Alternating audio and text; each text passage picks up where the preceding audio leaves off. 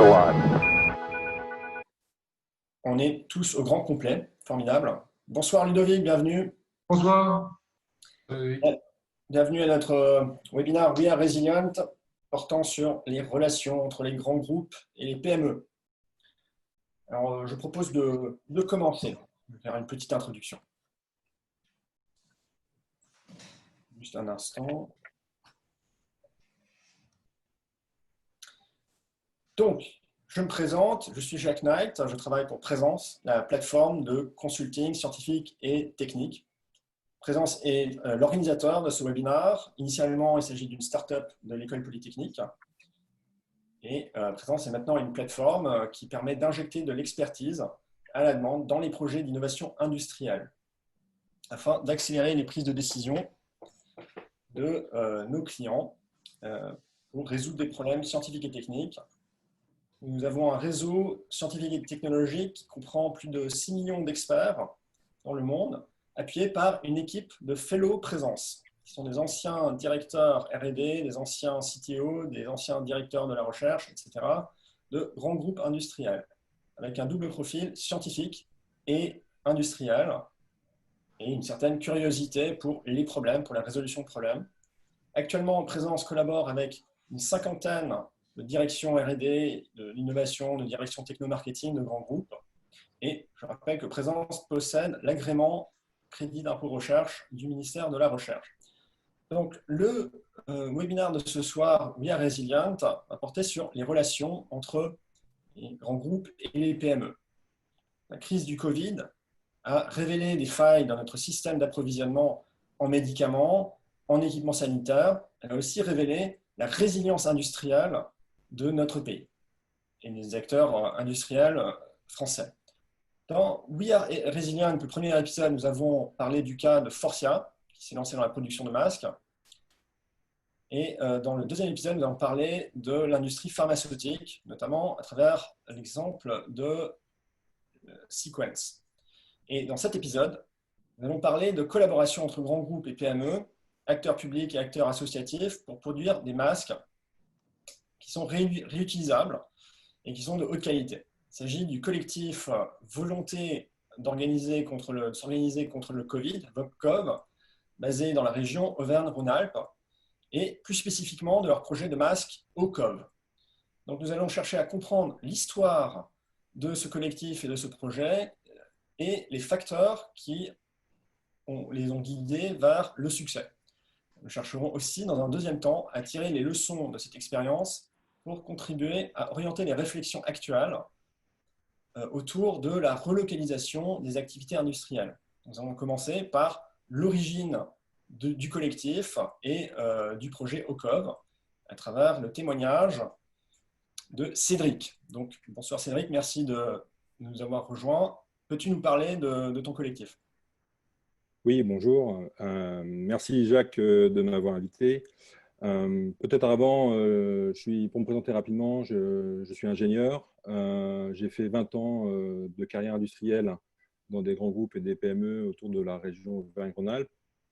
Depuis 10 ans, j'accompagne en fait des dirigeants dans le développement de l'organisation pour aller vers plus de sens au sein de leur entreprise ou de leur institution. Et en préparant, en fait, Jacques, juste cette intervention sur la genèse en fait, de VOCCOV, je me suis demandé où j'avais pu trouver toute cette énergie que l'on a tous mis en place dans ces 3 mois exceptionnels. Et je pense que je suis revenu en fait, sur quelque chose qui me tient énormément à cœur. En fait, c'est le besoin d'ancrage local. En fait, je me suis aperçu que j'aime bien dire en fait, que je suis grenoblois d'adoption. En fait, je suis né à Tours et j'ai fait 20 ans à Tours, et vendéen de cœur. Et ce qui rassemble en fait la culture vendéenne et la culture grenobloise, pour moi, c'est la prise directe avec les autres et la prise directe avec la nature. Et ça, c'est 2 valeurs qui sont fondamentales pour moi et qui, je pense, sont importantes pour comprendre la genèse de VOCCOV. La genèse de VOCCOV, comment ça se passe ? Moi, en début 2020, je suis en train de faire mon métier. J'ai bien entendu parler du Covid, mais je crois que c'est une grippette et qu'en tout cas, ça restera en Chine. Donc, je ne m'inquiète pas plus que ça. Et ça commence en fait à m'inquiéter très fortement avec l'arrivée en Italie et des scènes de panique en fait en Italie. Et des contacts, en fait. J'ai de la chance d'avoir dans ma famille beaucoup de soignants qui m'appellent et qui me disent c'est une catastrophe, Cédric, c'est une catastrophe. Et qui m'expliquent fin février ce que c'est, en fait. Le R0 à 3, la période d'incubation asymptomatique, l'exponentielle que ça fait, la non-disponibilité des capacités pour traiter. Et je m'aperçois avec ma culture supply chain que le SNOP ne passe pas, en fait. La capacité ne va pas passer dans la charge. La charge ne va pas passer dans la capacité. Et donc, et je me renseigne, je vois qu'on n'a pas de masque, donc le R0 ne pourra pas chuter. Et je m'aperçois qu'on n'a pas de test, donc on ne pourra pas isoler les cas. Donc, en fait, c'est le confinement, quoi qu'il arrive. Et la période de sidération, c'est le 15 mars, quand je m'aperçois qu'en fait, dans la démocratie en française, les élections sont prioritaires par rapport aux soins. Quand je vois qu'il y a des masques dans les bureaux de vote et qu'il y a du gel hydroalcoolique, alors qu'à l'hôpital, il en manque fortement. Et je crois que dès le lendemain, j'arrive à transporter cette énergie de sidération et de colère, en fait, d'injustice, en comment je me mobilise, comment je prends mes responsabilités et j'arrête de croire que l'État va nous sauver et de me remettre en action. Et c'est là où, je dirais, Philippe Cailleul, je l'ai en tête. Pourquoi? Parce qu'il y a une vraie raison, c'est qu'on a inauguré un mois avant la plateforme Wispot, qui est la plateforme du CEA collaborative. Bon, ils en parlera bien mieux que moi. Et où il dit on est là pour faire collaborer les PME, les grands groupes, innover, trouver des nouveaux produits. Donc, je pense tout de suite à lui en me disant il y a l'histoire des débitmètres où l'impression 3D a vachement servi en Italie dès le départ. Et je dis à Philippe, j'envoie un SMS, je dis Philippe, est-ce qu'on peut mobiliser Wispot? 2 secondes après, il me répond bien sûr. 20 minutes après, on a un WhatsApp où on est déjà 10 dessus. Et le lendemain, on est déjà en train d'agir à récolter des masques dans les entreprises, les redistribuer aux soignants. Et on se retrouve 40 autour d'un WhatsApp, de Zoom. Et très rapidement, on arrive par nos connexions, nos réseaux, à une situation où des gens qui ne se parlent jamais parlent ensemble. Alors, bien sûr, nos réseaux, c'est PME, entreprises, grands groupes, consultants. Mais on arrive aussi à remettre autour de la table clairement les plateformes d'innovation, telles que le CEA, ou encore les institutions, la ville de Grenoble, la région, la préfecture, la BGA, la DGE, et même les cabinets de crise ministériels, les systèmes de soins qu'on découvre un peu, en tout cas moi je découvre, l'ARS, les CHU, les généralistes, les soignants à domicile, les pharmaciens. Et un truc qui est magique, c'est nos enfants, en fait, où on s'aperçoit que nos enfants qui sont confinés aussi se mettent à bosser pour Vocov et nous expliquent comment marche le numérique, en tout cas pour moi, et de découvrir en fait la puissance du numérique et tout ce qu'on peut faire en numérique. Donc voilà, on se retrouve en fait très rapidement dans l'action. Et je crois qu'il y a une énergie qui est un peu magique, qui a été clairement, qui est très rare, en tout cas dans le monde standard, qui est une énergie qui était qui dépassait en fait la volonté de travailler pour soi et qui était vraiment la volonté de se mettre au service de tous et de vraiment d'être sans frontières et de dépasser tous les clivages, les croyances, les égos pour se mettre au service des soignants. Et ça nous a permis vraiment de créer une dynamique que j'ai rarement connue en fait dans les organisations auxquelles on a été, qui était portée par des valeurs de partage justement, d'une gouvernance partagée, sans être dans les bisounours ou sans être dans la volonté idéaliste de tout le monde décide, mais vraiment d'être dans une logique vraiment opérationnelle, très réaliste, très réactive. Et c'est parti très rapidement avec Philippe Cailleul qui commence à itérer avec Pierre Pays sur l'impression 3D. Et je pense que là, je peux leur laisser la parole pour qu'ils déploient un peu plus ces sujets-là. Après, peut-être dans les questions-réponses, ce qui est intéressant, là, c'est que je dépeins quelque chose d'un peu idéaliste. Et on pourrait croire que tout a marché sans accroc ou sans besoin de régulation. On a passé 3 mois avec beaucoup d'énergie. Et il y a eu beaucoup aussi de besoins de régulation, de se repositionner sur nos valeurs, de sollicitation. Et peut-être qu'on pourra revenir là-dessus dans les questions-réponses sur la deuxième partie. Donc voilà la genèse, en fait, c'est un peu la genèse d'un monde responsable et résilient où on dit, là, il faut y aller, on n'a plus le choix. Et là, on part avec un collectif de bénévoles avec des valeurs qui ont vite vocation à trouver des industriels pour pouvoir porter et exécuter le projet ensuite. Parce que Vocov, c'est un ovni, hein. On n'a pas d'entité légale, On est juste des bénévoles mobilisés par l'énergie de sidération avec la volonté d'activer nos compétences et de travailler ensemble. Voilà. Donc après la suite, je pense que Philippe ou Pierre pourront en parler Oui, alors je plus en voudrais juste détail sur la rappeler à partie ceux filtre. qui nous ont rejoints en cours de route qu'il s'agit du webinaire We Are Resilient, que le sujet c'est les relations entre les grands groupes et les PME, que Cédric Stien vient de nous expliquer l'origine du collectif et du projet, et que nous allons maintenant avoir la chance d'avoir un témoignage sur le rôle du CEA dans ce projet. Face à Philippe Caillol. Philippe, à vous. Oui. Bonjour à tous, merci Jacques. Donc Philippe Caillol, comme l'a dit Cédric, je suis en charge des équipes du studio innovation de Wisepod. Donc je travaille au CEA, le commissariat à l'énergie atomique et aux énergies alternatives. Donc on ne va pas parler beaucoup d'énergie là, mais je suis dans une branche en fait qui transfère de la technologie auprès des industriels.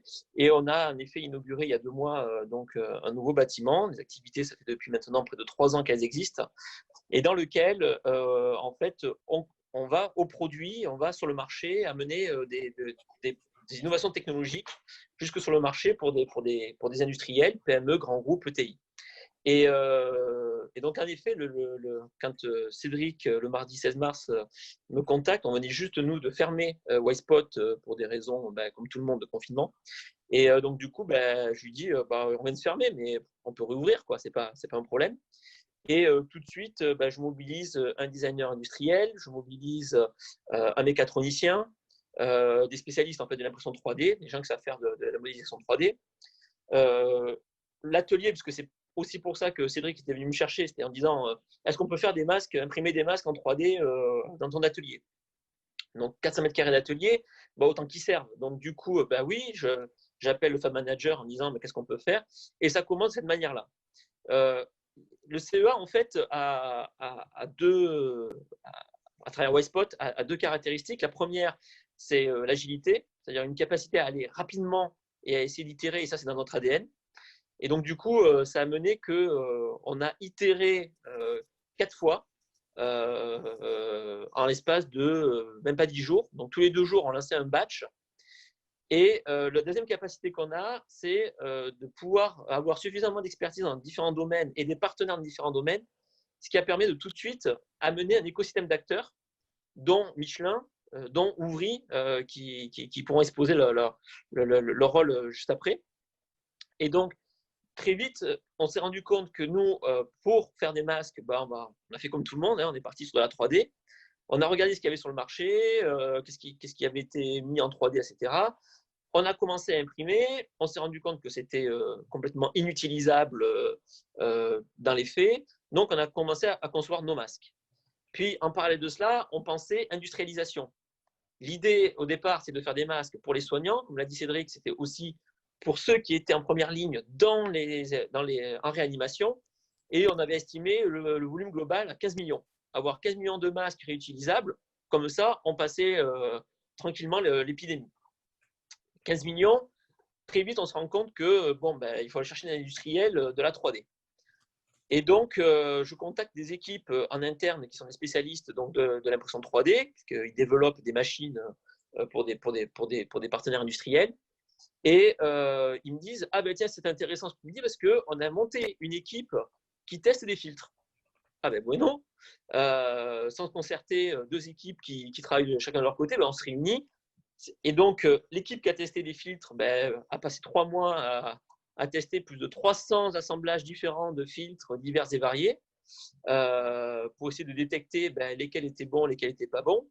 Et aujourd'hui, cette équipe-là est devenue tiers certificateur pour la DGA, puisqu'il y a eu une interopérabilité des bancs. Et donc, du coup, on est capable de tester des textiles ou des produits pour pas mal de personnes. En parallèle de quoi, donc, ils me disent, pour l'industrialisation, il y a HP et il y a Adup. Et donc, je dis, ce serait bien qu'on ait un contact chez Adup.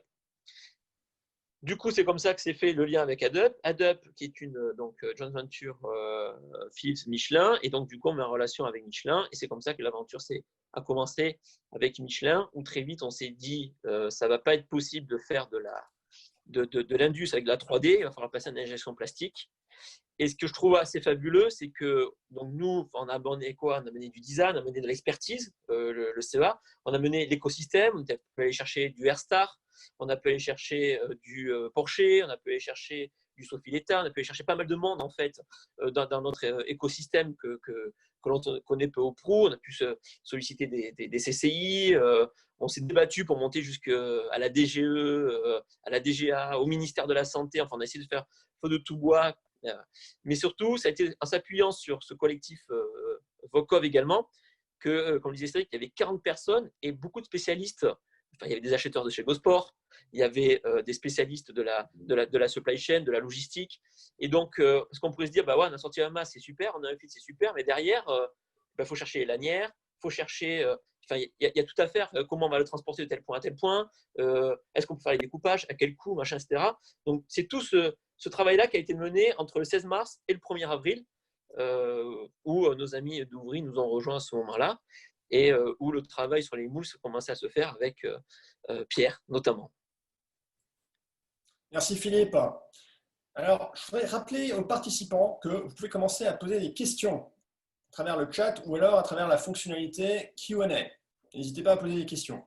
Alors, après avoir eu ce témoignage sur le rôle du CEA, nous allons maintenant parler du rôle des entreprises. Alors, nous n'avons pas toutes les entreprises, mais nous en avons deux. On va commencer par Michelin, grâce à Pierre Pays, qui va pouvoir nous parler de ce qui s'est passé au niveau de Michelin dans ce projet. Pierre, à vous. Oui, bonjour, bonjour à tout le monde. Voilà, donc je suis Pierre Pays, je suis chef produit donc, chez Adobe, qui est, comme disait Philippe, une joint venture donc, entre FIV et Michelin. Je suis un ancien Michelin. Et avant ma vie chez Michelin, j'étais outilleur, donc dans l'outillage de l'injection plastique. Donc c'est un métier que je connais. Je connais aussi le 3D, donc je connais ses limites. Et c'est vrai que, comme disait Philippe, lorsqu'on veut faire du volume, eh ben aujourd'hui, faire du volume avec de la fabrication additive, c'est un petit peu compliqué. Donc on a utilisé en gros mes compétences en fin de compte, et mes collègues chez Michelin connaissaient mon passé et donc mes compétences en tant qu'outilleur plastique, et en même temps avec les gens que je connaissais, moi, que j'ai toujours dans mon réseau et qui travaillent, et je sais qu'ils étaient disponibles pour travailler sur le sujet. Donc, je vais partager un petit document que j'ai réalisé. Je sais, voilà, ici, je ne sais pas si vous le voyez. Donc, masque au cob. Donc, en fin de compte, tout démarre pour… Pardon, est-ce que tout le monde le voit? Parce que moi, je ne le vois pas. Ah, d'accord, mais j'ai peut-être… Alors, je vais reprendre, partager écran. Écran. Voilà, partager. OK. Voilà. Là, tout le monde doit le voir. Oui. OK, ici. Donc, en fin de compte, le 19 mars, en fin de compte, je rentre sur le projet. Et la première chose qu'on reçoit, c'est en gros un 3D qui ressemble un petit peu à ça. Donc, on regarde, j'essaie de faire quelques pliages et de regarder un petit peu ce que ça donne. Et puis, on voit tout de suite que ça ne fonctionne pas. Donc, à côté de ça, donc là, c'était le 3D qui était normalement issu de cette partie-là. Le CEA, comme disait Philippe, travaille de son côté sur en gros un masque à partir en 3D. Je travaille aussi à partir de mon côté sur un masque à partir d'une CAO qui est récupérée sur Internet. On fait les premiers tests. Donc, on voit en haut à droite un test de ce masque-là en silicone, donc chez Michelin, et on voit tout de suite que ça ne fonctionne pas. Donc, on fait aussi dans la foulée des tests avec une machine SLA, donc en 3D, pareil, pour regarder un petit peu ce que ça donne. Bon, on voit qu'on a quelques fuites, on a quelques modifications à faire.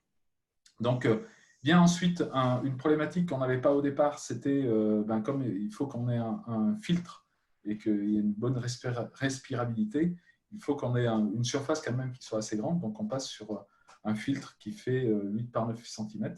Et donc, pareil, on travaille sur des CAO. Donc, je travaille sur une CAO qui ressemble à ça, donc avec un masque qui est réalisable en injection et, si possible, sans tiroir, sans mouvement dans le moule, pour en gros faciliter la réalisation des moules et donc la rapidité. Et je m'aperçois vite avec mon épouse que le masque en gros homme fonctionnerait pas sur un visage plus petit, donc enfant ou femme. Et donc, je refais d'autres itérations. On fait des tests, on voit que c'est pas trop mal. On envoie d'ailleurs des exemplaires au CEA. Le CEA, comme disait Philippe tout à l'heure, travaille de son côté, fait un masque qui est celui-ci, donc qui est issu de leur machine hein, qu'ils ont sur place. Ce masque-là, en fin de compte, tel qu'il est conçu, il n'est pas réalisable en injection plastique. Il est vraiment dédié à être fabriqué en fabrication additive, mais bon, il est nécessaire de faire des adaptations. Donc à partir de ça, à partir de ce modèle-là, je retravaille sur en gros une solution qui permettrait d'être injectable en fin de compte. Donc on retrouve à peu près les mêmes choses, hein, mais par contre on est sur quelque chose qui fonctionne. Et quand on regarde, on se retrouve assez proche du design final. Donc là, on est fin mars. Alors juste pour info, juste le coup d'avant, hein, ici, le premier moule est déjà lancé. C'est-à-dire que tout a commencé pour Michelin en gros le 19 mars et le 27 mars, il commande le premier moule. Donc la société ouvrit, hein, donc, avec Ludovic qui est ici, donc prend le projet donc, est porteur du projet. Donc ça commence tout début avril. Donc on travaille sur le design avec justement des sociétés, notamment la première société avec laquelle je travaillais, donc qui est une société de la région, hein, de Thiers, avec laquelle je travaille depuis longtemps. Et donc on définit quelque chose qui fonctionne, c'est-à-dire avec un système de baïonnettes, un système de capuchon et de baïonnettes en 3 pièces, donc avec 2 zones assez rigides et puis une zone souple à l'arrière. Donc on voit le premier masque qui sort, là c'est vraiment le tout premier complet, et donc on est le 16 avril. Donc quand on regarde, entre le moment où on démarre le projet, donc le 19 mars, quand je prends cette partie-là, et le moment où on a le premier masque complet issu d'un moule d'injection, donc avec des capacités de production qui sont quand même très très élevées, bien supérieures à ce qu'on pourrait avoir avec de la fabrication additive, on est le 16 avril. Donc on a moins d'un mois. Et donc, on s'aperçoit qu'il faut faire quelques adaptations en fin de compte au niveau du moule, enfin au niveau du masque, puisque le masque, la problématique qu'on a, c'est qu'il n'est pas étanche. Et donc, pour garantir en fin de compte une bonne protection en fin de compte des gens qui l'utilisent, des gens qui sont autour, il faut qu'on ait de l'étanchéité. Donc, on part sur une idée qu'avait Ludovic, et donc qui est d'utiliser un masque, en gros, qui est un masque qui est utilisé dans les casques des pilotes de chasse. Et donc, on retravaille pareil sur le design, on refait un petit moule d'injection, et pareil, on refait ça, c'est très très rapide. C'est des itérations, on va très très vite, on bosse tous les jours. Je crois que, d'ailleurs Ludovic le dira, on a travaillé ensemble un dimanche, je pense qu'on s'en souviendra assez longtemps de celui-là.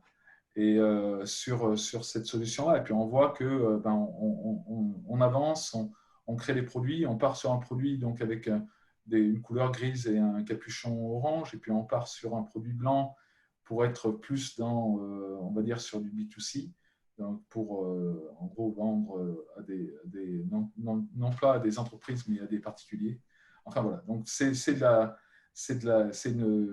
on va dire c'est une aventure industrielle rapide et surtout locale. Avec, donc, quand je dis locale, hein, c'est sur le tissu français, puisqu'on a des gens qui viennent un peu de partout, hein, que ce soit de la région Aura ou un peu d'ailleurs, hein, puisqu'on a il y avait une société donc, de la région, enfin en Vendée, et puis une autre dans le Jura.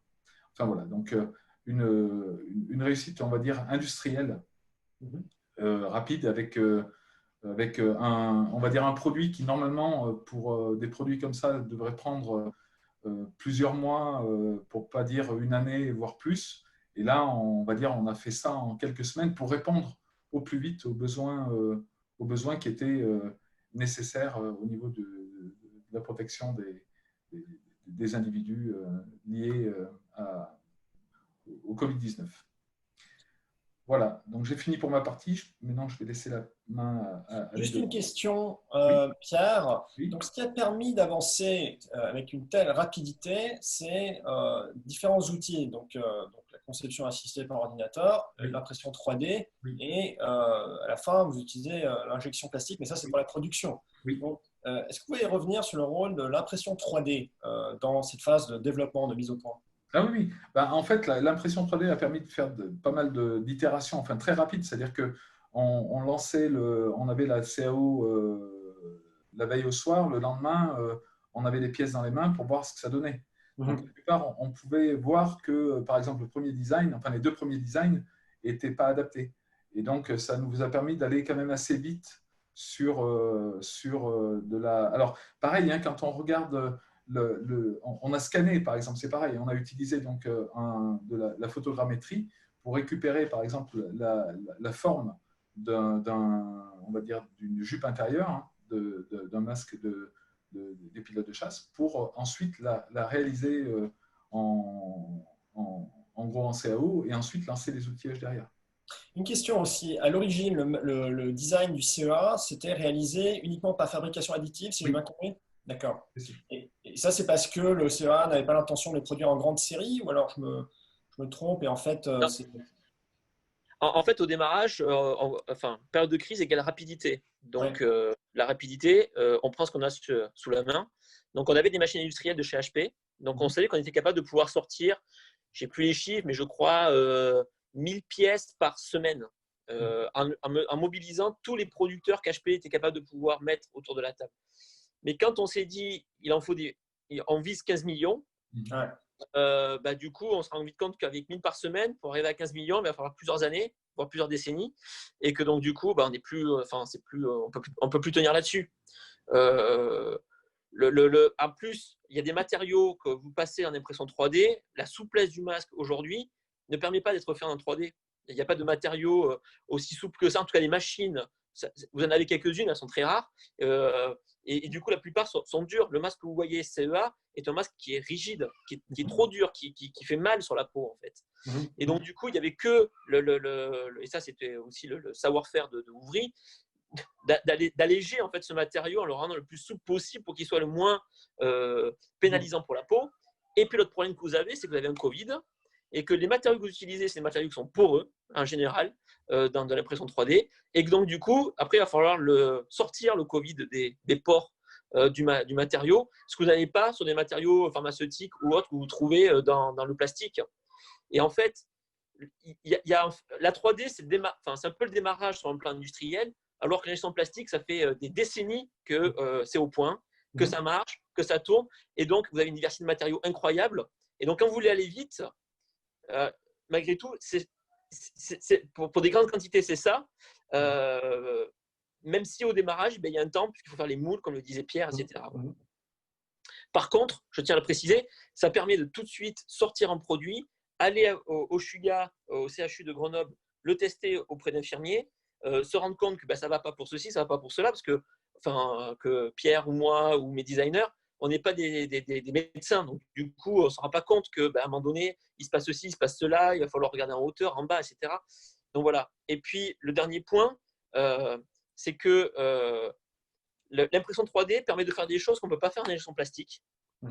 Et c'est ce que disait Pierre, c'est que du coup, on a fait des choses qui étaient vraiment géniales en impression 3D, mais passer en impression plastique, on était obligé de tomber ces features-là, si vous voulez, d'où le fait qu'on soit revenu sur cette… comme pour les appareils photo, le but c'est que les gens puissent changer très facilement leur filtre. Et donc, pour les appareils photo, ça a été une baïonnette, ça aurait pu être à visser comme une bouteille de lait ou des choses comme ça. Là, c'était la baïonnette qui a été choisie. Au départ, plusieurs crans, puis finalement avec plus un seul cran. Et donc, du coup, voilà, c'est tous ces trucs itératifs. Et en fait, à l'impression 3D, vous lancez votre batch, 24 heures après, vous testez sur le terrain, vous modifiez votre 3D, vous relancez un batch, et 24 heures après, donc tous les 2 jours, on avait des tests sur le terrain, ce que vous ne pouvez pas faire avec d'autres moyens. D'accord, formidable. Bien, nous y venons. Le rôle de la PME dans cette histoire, Ouvry. Alors, nous avons la chance d'avoir le fondateur, le PDG d'Ouvry, Ludovic Ouvry, avec nous, qui va nous expliquer les enjeux au niveau de l'industrialisation. Et je crois même qu'il y avait un peu de développement quand même avant d'arriver à un produit industrialisable. Oui, bonsoir à tous. Écoutez, comme il a été dit un petit peu précédemment, Ouvry rentre en scène pour pas dire dans l'arène ou pour pas dire ouvrir entre en scène début avril. Alors, ouvrir entre en scène début avril, mais dès le 16 mars, Ouvry dépose un dossier auprès de l'Agence nationale pour la recherche qui lance un appel à candidature, un appel à projet pour des masques innovants avec une approche RSE. Et si vous voulez, la culture de la société que j'ai pas encore présentée, mais la culture, c'est de proposer des solutions alternatives aux jetables dans le monde chimique. Clairement, pour se protéger contre des agents chimiques de guerre, qui est mon métier, il y a 25 ans, tout le monde était dans une tenue en butyl ou aujourd'hui des tenues en plastique. Et ce qu'on propose, ce sont des tenues filtrantes, ce sont des tenues avec du charbon actif qui filtre, et ce sont des tenues qu'on peut laver, réutiliser et qui sont pas jetables, qui sont réutilisables pendant de longues périodes. Et ce dossier qu'on dépose à l'ANR ressemblait finalement beaucoup au concept OCOV, avec cette approche environnementale, cette approche taxe carbone réduite et bien évidemment un niveau de protection important. Donc, si vous voulez, contre le 2 avril ou le 30 mars, pour être très précis, on reçoit un coup de fil d'une personne du CEA. Très rapidement, on accepte de rentrer. Alors, on accepte de rentrer, pourquoi? Parce que ma société est spécialisée dans la protection NRBC. La protection NRBC, c'est essentiellement la protection contre le risque chimique et biologique. Et les compétences pour faire du NRBC, les compétences matériaux, c'est le textile, des textiles filtrants, et ça, c'est notre métier. Et la deuxième compétence, c'est le caoutchouc. Pour faire un masque à gaz, il faut s'y connaître un petit peu en plastique, en caoutchouc. Et OCOV, finalement, c'est une pièce qui vient se poser sur le visage dans lequel vous venez insérer des filtres. Et donc, les compétences, on les avait.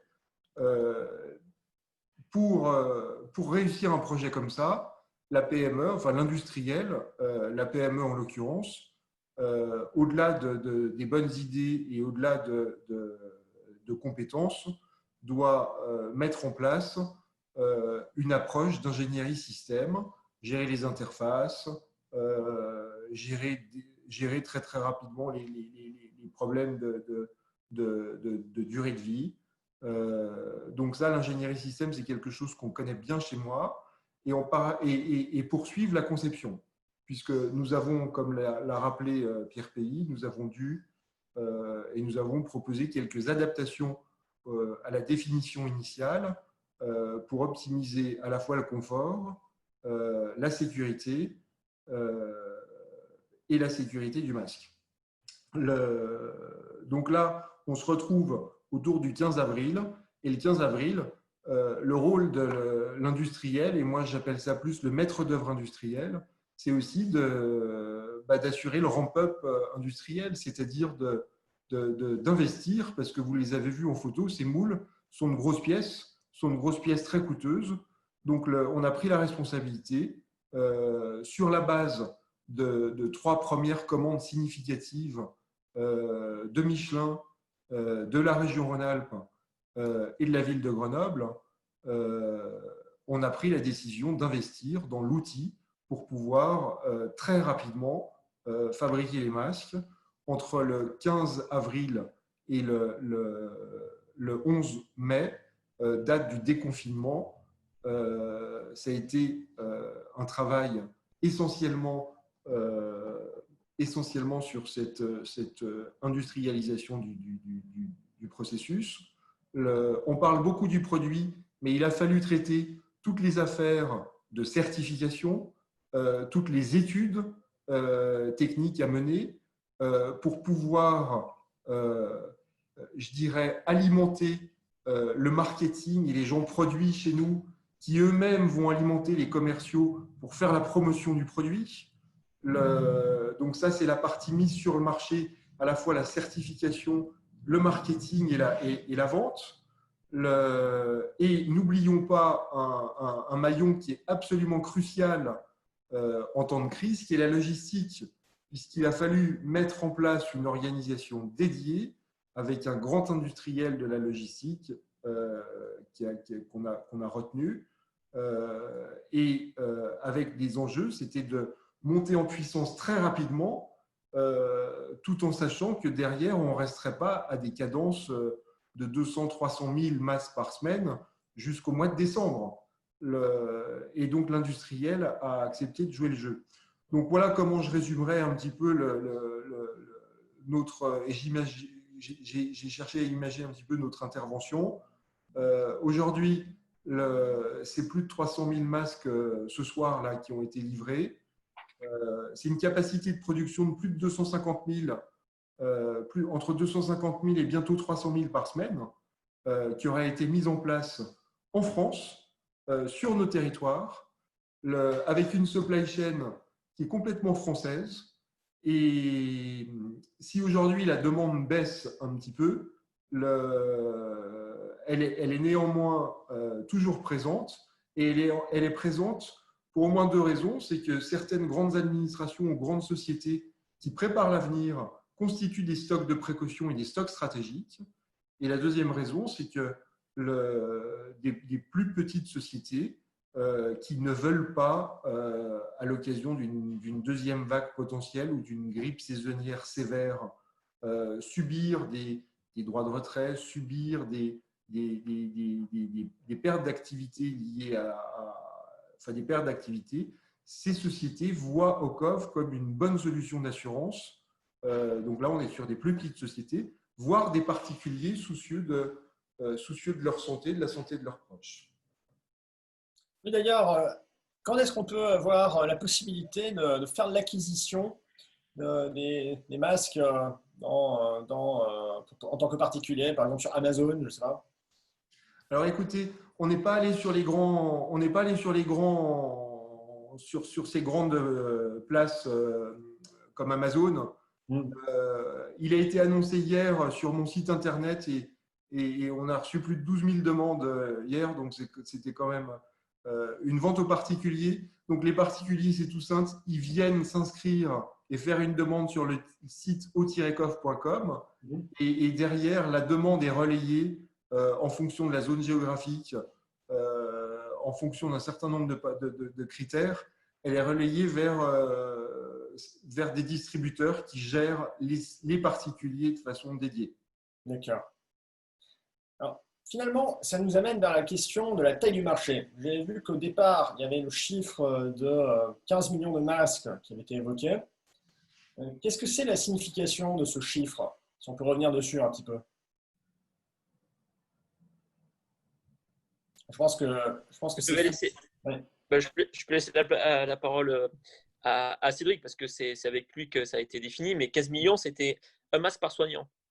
Et en France, il y a 15 millions de soignants. Donc, en gros, ce qu'on espérait bien, c'était qu'en période de pénurie, l'État, qui n'avait pas de masque FFP2, puisse, à travers ce masque-là, avoir un masque de protection de qualité pour des soignants. Voilà. Et on va dire que l'État, vous avez pu voir la presse, a eu du mal à trouver une boussole à ce moment-là pour pouvoir chercher. Donc, on préférait investir quelques milliards dans des avions où ils se faisaient racheter les masques sur le tarmac ou autre. Et donc, du coup, voilà, ça n'a pas été fait de cette manière-là, ce qui nous a permis après de dire après, du coup, il y aura sans doute le marché entreprise, quoi. Au départ, 15 millions, c'est parce que 15 millions de soignants en France. D'accord, d'accord. Oui, en fait, au tout départ, on est en contact avec l'ARS, les CHU, les généralistes, les pharmaciens. Et le 17 mars, quand ils nous appellent, en fait, personne n'a de masque. Et la première action d'ailleurs Vocov, c'est de dire on va chercher dans les entreprises les masques qui nous sont donnés et on les redistribue aux soignants. Donc, on met une plateforme logistique avec la ville de Grenoble le jour même pour redistribuer ces masques-là et les faire circuler et les faire arriver chez les soignants. Et on s'aperçoit qu'en fait, tout le monde pense réanimation, parce que c'était les images qu'on voyait aussi à la télé. Mais les médecins étaient en frontal aussi, les pharmacies, les soins à domicile, les EHPAD. Et en fait, on l'a fait à la règle de 3. Hein. On n'a pas lancé une étude marketing pour avoir ce chiffre-là. Et avec les infos qu'on avait en discutant avec ces gens-là, on s'est dit, si on veut une solution, il y a un besoin de 15 millions. Alors au départ, on pense masque 15 millions d'usages en fait, en se disant pour passer le mois ou les 2 mois de la crise, on ne sait pas en fait à l'époque combien de temps ça va durer. Et c'est qu'après en fait où on a évolué dans notre approche en disant bah, tiens, les filtres peuvent être lavables, régénérables, il peut y avoir des usages différents en fait. Et la conception du masque permet aussi d'avoir des solutions jetables. Hein. On a un filtre FFP2 qui est beaucoup plus petit, qui consomme 3 fois moins de tissus que les tissus, les masques canards que l'on a, ou des tissus qui sont recyclables, régénérables, lavables et qui vont permettre d'avoir des usages peut-être dans des situations qui ne sont pas la réanimation, hein, parce que c'est trop chargé en charge bactériologique ou en virus, mais d'avoir des usages qui seront plus faciles, plus responsables, plus résilients et qui vont permettre d'avoir un masque en fait. Parce que le 17 mars ou même fin mars ou même fin avril, il y a encore des soignants, des généralistes qui nous disent nous, on ne reçoit pas de masque en fait. Donc, parce que là, j'ai une question qui nous vient d'Éric Lanzard qui demande comment on peut avoir 15 millions de soignants en France. Donc, en fait, ce n'est pas 15 millions de soignants. Non, c'est 15 millions de personnes qui sont dans des soins divers et variés. Ça peut aller depuis les CCAS dans des mairies. En tout cas, c'est des gens qui sont en contact et qui ont nécessairement besoin d'aller en contact avec des personnes âgées, des personnes fragiles, etc. Et le marché représente environ 15 millions de personnes. Quoi. Voilà. D'accord. Ce n'est pas 15 millions d'infirmiers ou de gens en réanimation. Voilà. Donc, c'était les pharmaciens, c'était voilà, tous ces gens-là, en fait, étaient comptabilisés là-dedans. Alors, il y a du scepticisme. Hein. Une personne sur 4, mais bon, il me semble en fait que là, actuellement, aujourd'hui, en plus, finalement, c'est tout le monde qui est susceptible de s'équiper en masque. Oui, tout à fait. Ouais. D'ailleurs, ça m'amène à m'interroger sur le marché actuel. Voilà, on verra s'il y a une demande de la part des particuliers. Quelles sont les possibilités sur ce marché? Est-ce qu'on peut envisager que ce marché soit d'abord conquis par Ocov et puis au-delà de la France, peut-être que ce marché ait du succès ailleurs? Est-ce que ça fait partie des réflexions qui ont guidé ce projet à un moment? Je dirais, quand vous faites un investissement qui est quand même un investissement assez considérable pour faire 300 000 masques par semaine, le business plan a été fait sur 3 grands segments. Le segment institutionnel sont les stocks stratégiques de l'État. Un deuxième segment qui est l'export et le troisième qui va être le monde de l'industrie. Je n'ai pas mis les B2C là-dedans, je n'ai pas mis les particuliers. Et donc ce qui a été dit un petit peu avant, c'est qu'aujourd'hui, les débouchés sont extrêmement nombreux, puisque avec un masque sans filtre non régénérable ou 5 filtres régénérables 20 fois, donc un masque avec ses filtres, c'est sans utilisation, au prix grand public, ça sort à 28 €. On essaye de faire en sorte que tout le monde soit à peu près, que ce soit bien respecté. Et ça fait 28 centimes en coût d'usage, en coût d'utilisation. Donc, si vous voulez, qu'on soit en crise ou pas en crise, le produit est compétitif. Quand on parle, alors il est extrêmement compétitif en crise, puisque les masques chirurgicaux et les masques FFP2, le prix de ces masques a été multiplié par 5, voire 20. Mais même en temps de paix, même hors crise, le masque Ocov reste très compétitif.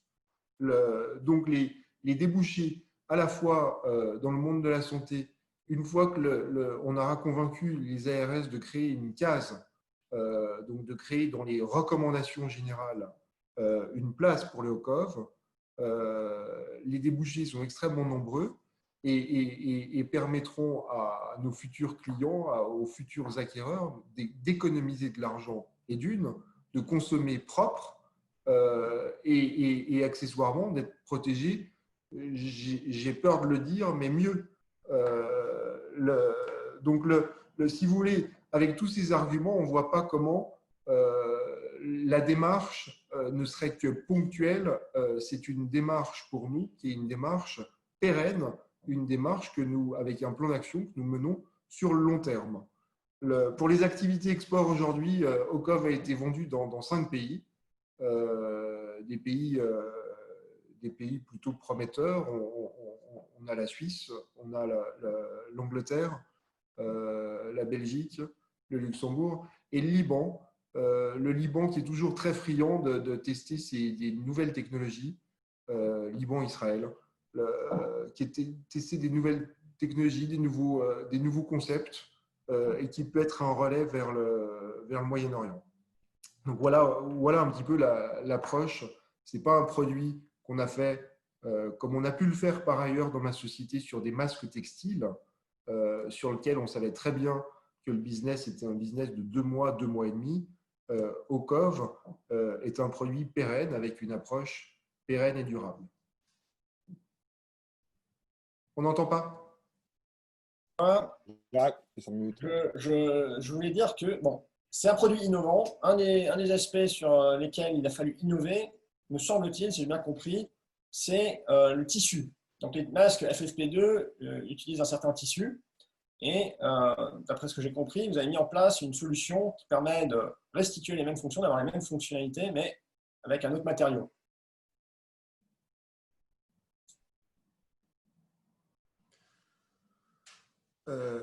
Oui, donc si vous voulez, plusieurs matériaux ont été testés. Donc on imagine bien à terme, plusieurs matériaux ont été testés. L'offre aujourd'hui, c'est une offre avec des fils de niveau P1, catégorie 1, P1, donc contre la crise sanitaire. Avec une offre qui évolue un petit peu, puisque certains clients ne souhaitent pas avoir des solutions régénérables, des filtres régénérables. Ils préfèrent avoir des petits filtres très légers à usage unique. Ce qui réduit par 22 au lieu de réduire par 24 la génération de déchets. Et simplifie finalement la gestion du produit. Donc le filtre aujourd'hui, vous avez un filtre de niveau P1, nous travaillons sur un filtre au niveau P2, mais surtout nous travaillons avec une supply chain française, avec des industriels qui sont réactifs et qui seront et qui seraient dans le futur capables de répondre très rapidement à une montée en puissance à l'occasion d'une future crise.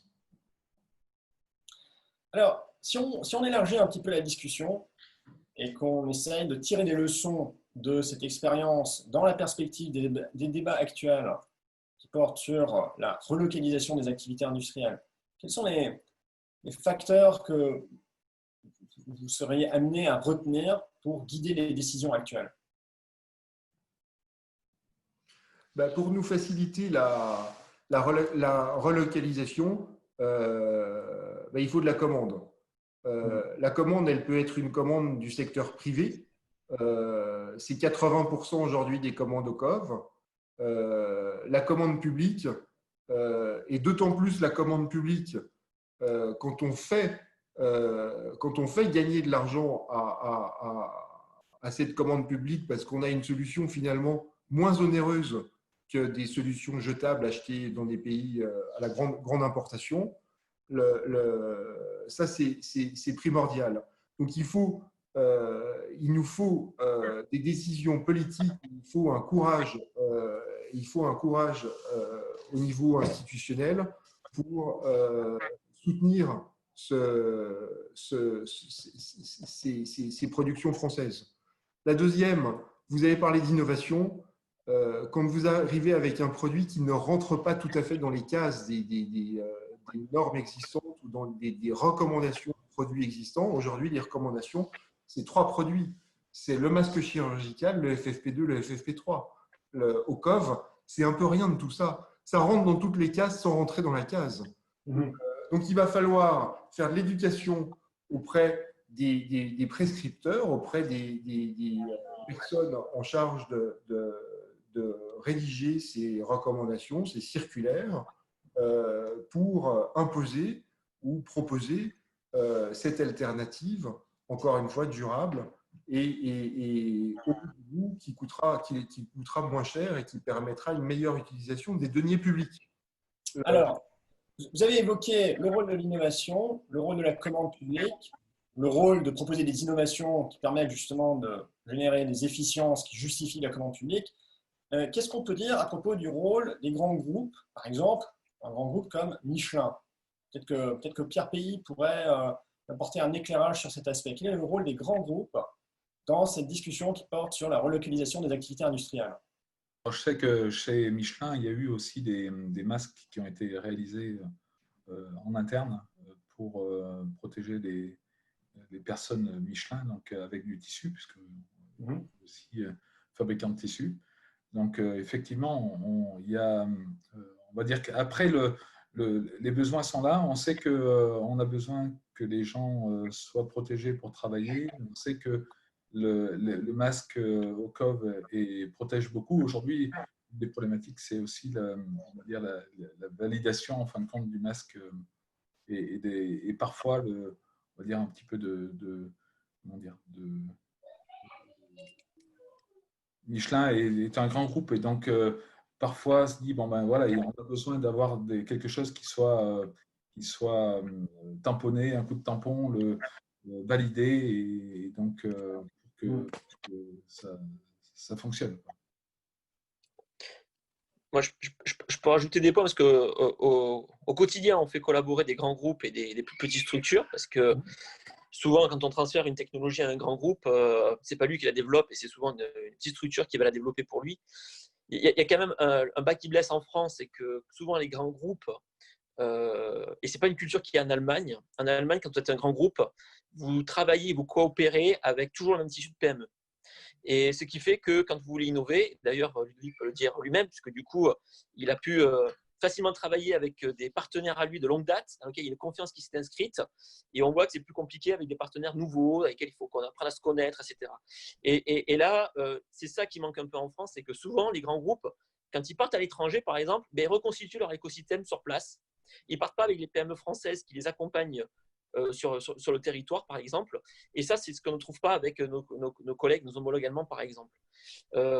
Il y a un autre point sur lequel que je souhaite mettre un accent. On parle de relocalisation. Le bas qui blesse aussi, c'est la matière première. Parce qu'on a beau dire toute la supply chain, mais à un moment donné, il y a un bout, là j'entendais un industriel de l'aéronautique qui disait que pareil, il a voulu se transformer à faire des masques et coudre des masques parce qu'ils font des rideaux pour les avions. Et il disait que du coup, le meltbone, qui est le matériau pour faire du P2, etc., qui était recherché, qui était manquant pendant la crise, il dit tiens, je vais en produire en France.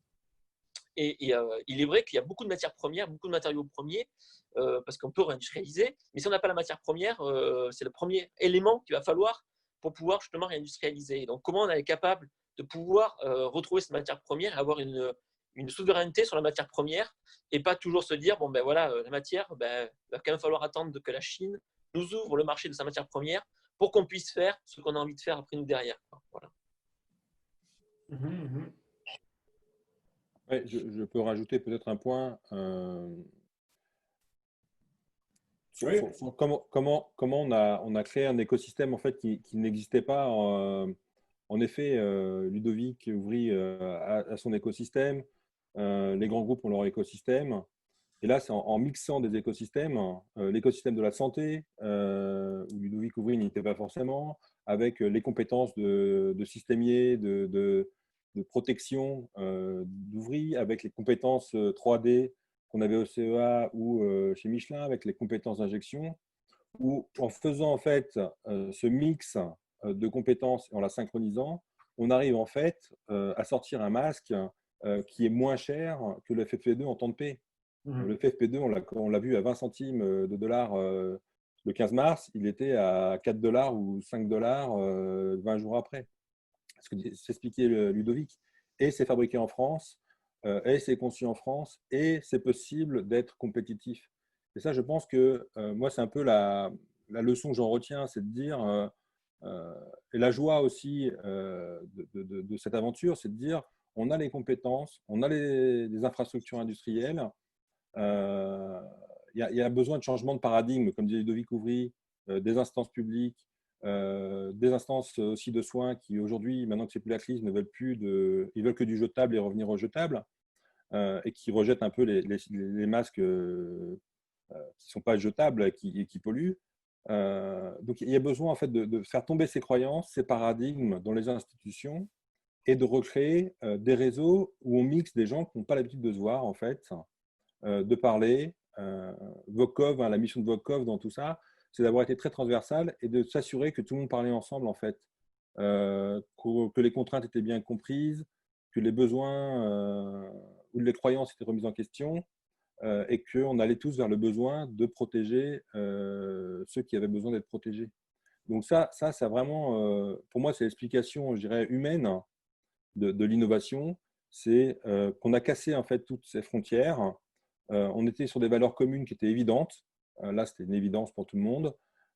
Et on a eu une gouvernance partagée où chacun a pris son rôle, ses responsabilités de manière naturelle, avec ses compétences, ses moyens financiers, ses capacités d'agir. Et ce qui fait qu'en très peu de temps, on a sorti un produit qui normalement prend 5 à 10 fois plus de temps en temps de paix, même si ce n'était pas la guerre, en temps classique. Et je dirais qu'en temps classique, on aurait été encore confronté à une difficulté de faire tomber certaines croyances parce qu'il y a des croyances qui bloquent l'innovation. Je ne suis pas sûr qu'en temps normal, si on avait dit il y a 6 mois, on va faire un masque comme ça, que l'hôpital nous aurait reçus pour tester les 7 ou 8 itérations qu'on a fait avec eux, que la stérilisation, on ait pu discuter avec la stérilisation ou le CME du CHU de Grenoble pour qu'ils puissent dire oui, j'en ai besoin, allez-y les gars, on vous soutient. Et tout le monde est dans cette dynamique-là de soutien et de volonté d'avancer ensemble. Et ça, je pense que pour moi, c'est la clé de l'innovation, parce que les moyens technologiques, on les a. On a l'impression 3D maintenant, on a plein de choses. Maintenant, c'est comment on mixe ça vers un objectif commun. Et ça, je pense que c'est ce qu'on a réussi à démontrer dans ce projet-là, en faisant travailler des gens qui ne travaillent jamais ensemble, hein, des industriels qui ne sont pas de la santé, dans la santé, avec des institutions. On a parlé avec les politiques de tous les bords pratiquement, et tout le monde était vraiment axé sur cette problématique-là et la volonté de sortir quelque chose. Et ça, je pense que c'est primordial. Ce qu'on peut dire, c'est que vous avez fonctionné en organisation ouverte d'une certaine manière et que les valeurs, c'est finalement le rôle d'une mission qui inspire chacun. Et des acteurs qui n'ont pas l'habitude de travailler ensemble, qui sont unis dans une même mission, une même urgence, avec le point de départ qui est la sidération, l'énergie d'une colère certaine, qui a permis de mobiliser tous ces acteurs. Alors, avant de terminer, je voudrais donner la parole à chacun d'entre vous pour un éventuel mot de la fin, parce que nous sommes presque au bout de notre webinaire. Donc, chacun de vous, je voudrais que vous ayez la possibilité d'un mot de la fin. Et donc, allez-y. Moi, je vais commencer. Et Ouais. je vais tout simplement dire, j'aime bien l'expression, que finalement, le collectif Vocov est parvenu à aligner les bonnes planètes au bon moment. Et chacun, avec nos écosystèmes, ont apporté nos satellites et que cet alignement de planètes, finalement, entre grands groupes, PME, bénévoles, institutionnels, a permis l'émergence d'un produit nouveau, innovant et qui a une longue vie devant lui. Tout à fait. Je prends le relais. Moi, je vais dire que ça m'a conforté sur le fait que je dis toujours que l'innovation, c'est 3 critères. C'est l'humain, l'humain et l'humain. Et que donc du coup, là, c'est vraiment ce que j'ai pu voir, c'est que il n'y avait pas d'orgueil dans les choses. Quand Pierre, par exemple, discutait avec un designer chez moi qui sort de l'école, il a 23 ans, et Pierre c'est l'expérience qu'il avait, et il l'écoutait pour prendre en compte son point de vue sur l'adaptation, l'ergonomie, etc.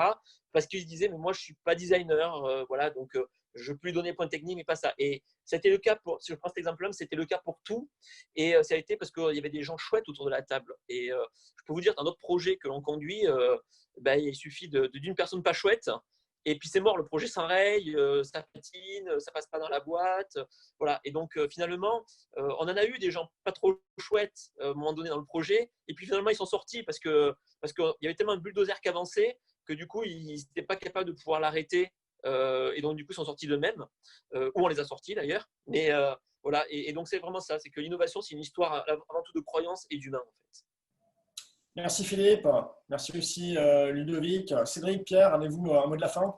Ouais, je suis d'accord avec Philippe. Hein. Donc, c'est une aventure humaine avant tout. Et je pense aux PME qui ont travaillé d'arrache-pied dès le début, hein, une société avec laquelle je travaille dans la région Auvergne.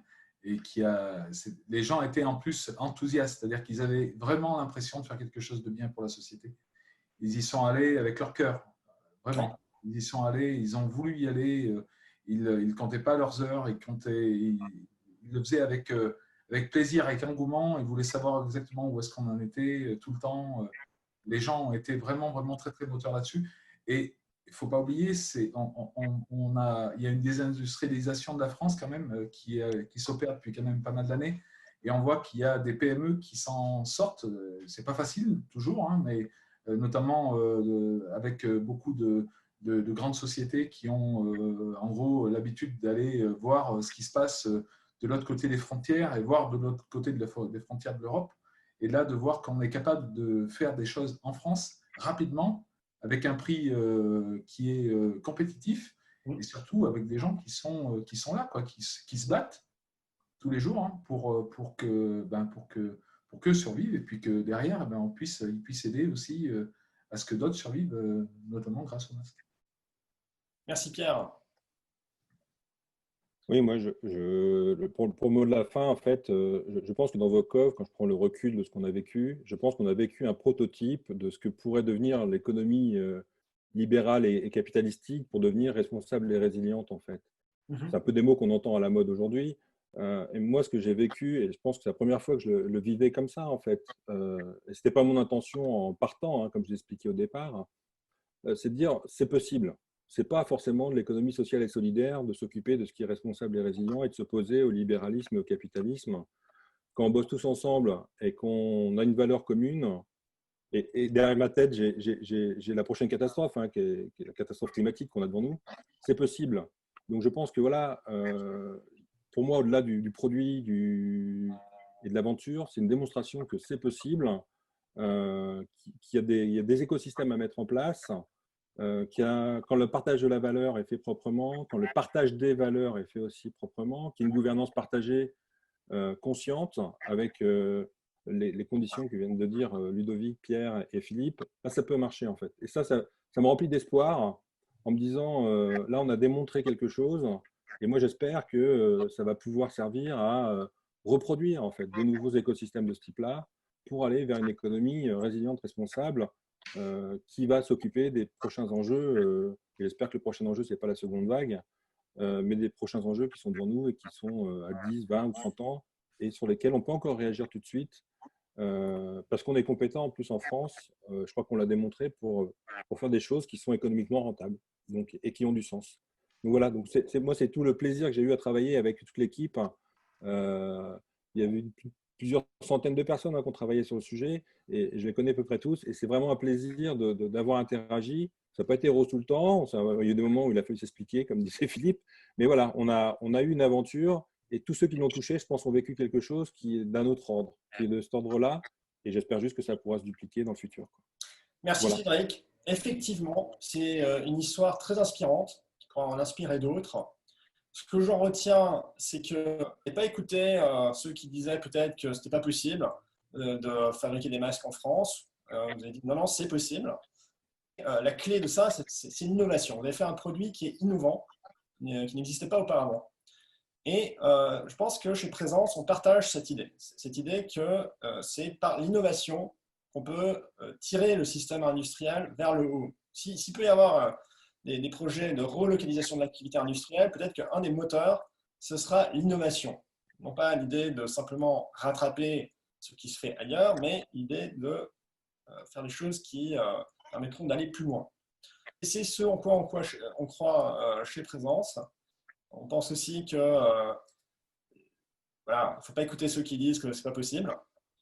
Et j'aimerais maintenant vous remercier tous très chaleureusement d'avoir pris le temps de partager cette histoire avec nous, avec nos participants. Et après vous avoir remercié, je vous donne rendez-vous pour d'autres épisodes de We Are Resilient organisés par Présence. Voilà, messieurs, très bonne soirée à vous. Merci beaucoup. Bonne soirée. Merci, bonne soirée. Au revoir. Au revoir. Au revoir.